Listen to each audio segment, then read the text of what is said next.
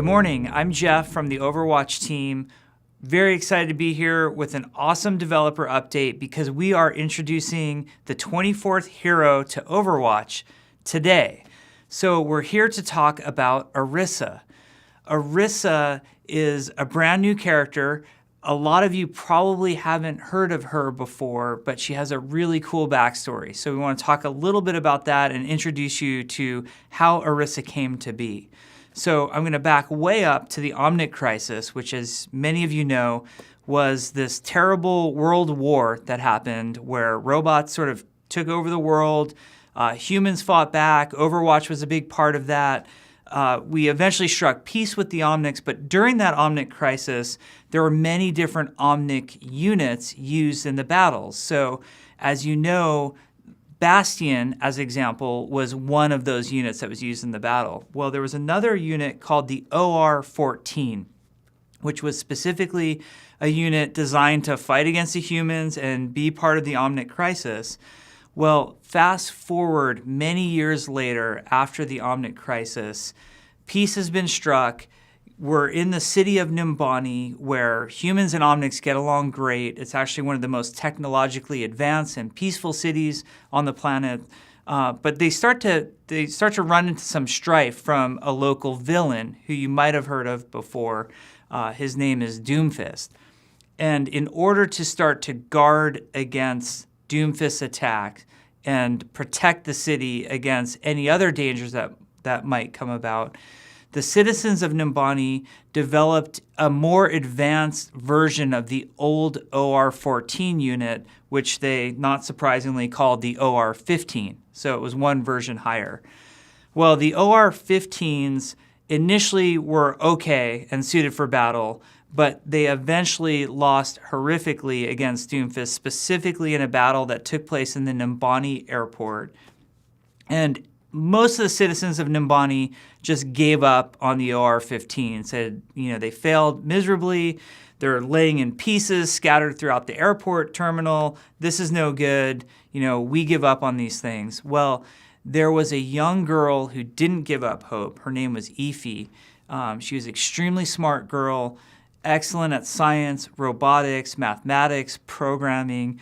She still had hope. She still believed in what these OR-15 units were supposed to do for her city. So she sort of, as a scrappy young girl, took the pieces back to her workshop, worked on this unit, and created the evolution to what the OR-14 and 15s were and named it Orisa. And she made a single heroic unit that wasn't supposed to be part of a huge battalion, but was supposed to be a specific individual hero, and named it Orisa. So Orisa, in terms of the timeline of Overwatch, is a brand new hero just on the scene. So we have yet to see what Orisa is really going to do. So that's part of what's very exciting. Most of our heroes have a big historical background. We've seen them succeed and fail in their past histories, where Orisa is new on the scene, and it is Ify who has created her, who is really encouraging her to become a new hero of the future. Now, let's talk about mechanically what Orisa does and what she brings to the game, and why we designed Orisa the way we did. So let's talk about her abilities first. First of all, she's a tank. So she will be in the tank role. Her primary weapon is called the Fusion Driver. Think of it as a projectile-based machine gun. She moves a little bit more slowly when she's shooting it, but it has a good range to it. Probably more range than almost any of our tanks have on their weapons. Maybe Zarya's alternate fire goes, equally far. But she's got a good range on it, good rate of fire, really high sustain weapon with a large clip size. So that's the Fusion Driver. The alternate fire ability on the Fusion Driver is of extreme utility. So it sends out basically a pulse. Think of Zarya's Graviton charge, which is Zarya's ultimate, but it sends out a single pulse out from her. And then you can click your alternate fire again, and it will bring any affected targets within its radius for a very short period of time. So it's like a little mini graviton surge that she can do more often. And mostly she's using it for positioning or repositioning her targets. It also, briefly puts them in place. So if you have a teammate who's a Widowmaker or a Hanzo or even Orisa with her great range on her gun, can shoot towards that, and it really helps you line up some critical shots. That can happen. You can also pull people around corners with it. So that's a really fun ability that she has. She also has a tank ability called Fortify. And what Fortify does is it not only makes Orisa a little bit tougher, but it prevents Orisa from sustaining any sort of crowd control ability that might be used against her. So like the most obvious examples are maybe Pharah's Concussive Blast, which normally knocks people around, moves them out of position.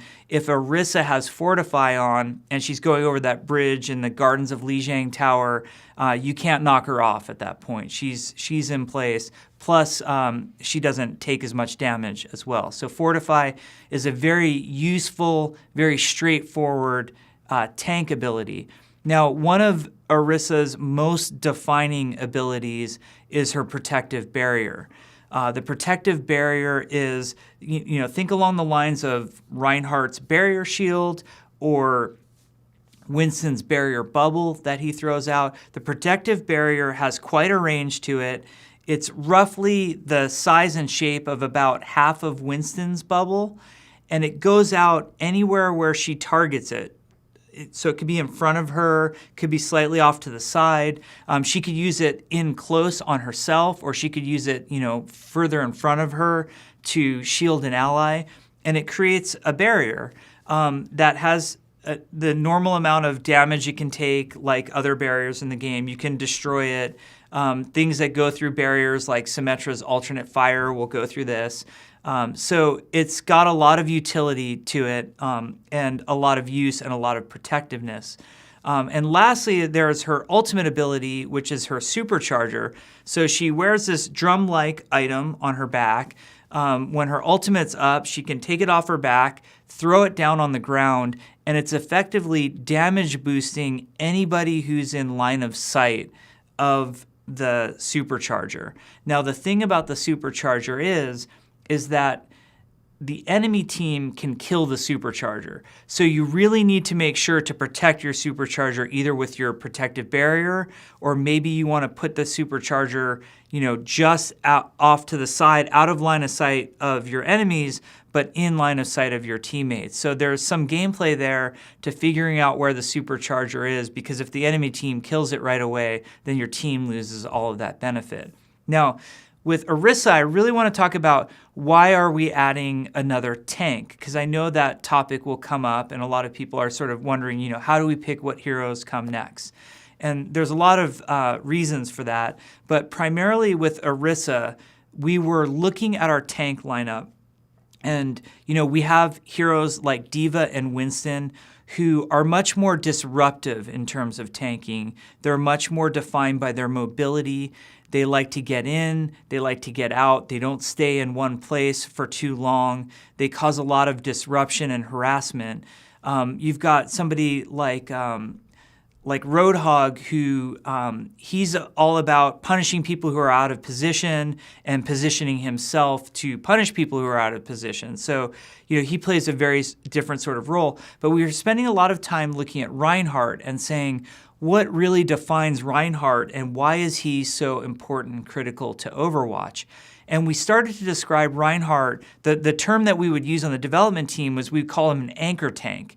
And what we mean by that is that Reinhardt almost anchors the entire team. The team, with a properly positioned Reinhardt, the team builds and positions around Reinhardt.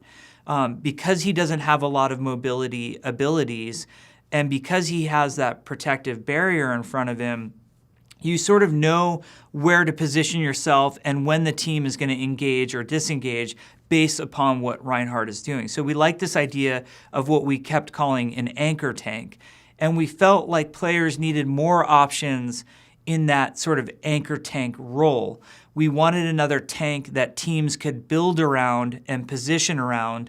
And even though we think that tanks like Winston and Diva are really great in what they bring to the game, they're not necessarily bringing what Reinhardt was bringing. So we hope that in Orisa, there is now another option to a low mobility tank, but one that brings a high amount of protection in her protective barrier, where you kind of see her on the battlefield and go, oh, okay, we're approaching from this angle. I will get behind Orisa. I'll follow Orisa. She'll put the barrier up.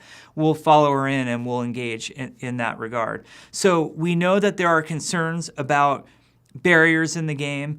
We've actually, we've been working on Bastion, retuning him to be more effective against barriers. We do have some very effective heroes against barriers right now. For example, Symmetra with her alternate fire goes directly through them. Obviously, Reinhardt's Fire Strike goes through barriers as well. Junkrat's grenades do tremendous damage to barriers and will melt them very quickly. And if barriers become too much of a thing, we're looking at those in terms of balance and how to adjust accordingly. Most of all, we just wanted to bring a new and exciting hero to Overwatch. Not only does she fill a role that we felt was very needed, not just a tank, but one of these anchor tanks that you really build a team around. We also felt like Orisa was visually challenging. We often hear that, when it comes to female characters, they tend to be more limited in their size and appearance, where the male characters get these really big and challenging visual designs that are very exciting. And we've heard a lot of desire to have a very visually challenging female character. So that was fun for us to explore as well. So we really wanted to bring that to Overwatch. And most of all, we wanted to bring a really cool hero with a lot of backstory that really rounded out our current cast. That is not only these old school heroes who took part in the old Overwatch and Talon and Omnic battles of the past, but really brought something new and gave us some new hope to look forward to what are the heroes of the future going to bring to Overwatch. So we're really looking forward to all the feedback we're going to get on Orisa. We're going to keep working on her until she's just right and just perfect. We hope you enjoy her, and thank you very much. We'll see you soon.